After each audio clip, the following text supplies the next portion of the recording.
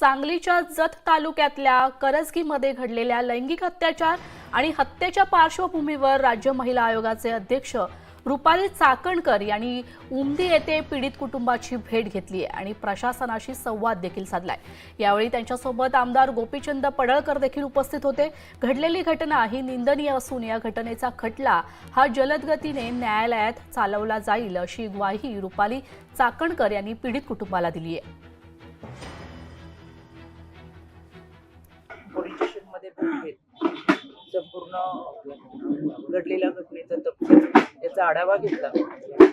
यामध्ये पोलिसांच्या सतर्कतेमुळे आणि तातडीने त्यांनी केलेल्या हालचालीमुळे आरोपीला काही तासांमध्येच त्यांनी अटक केलेली आहे। एफआयआर दाखल करण्यात आली।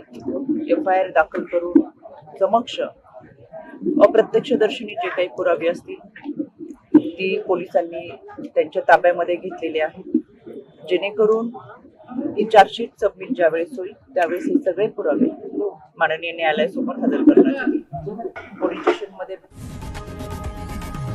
लोकशाही मराठी ऐका, पहा, जागरूक रहा।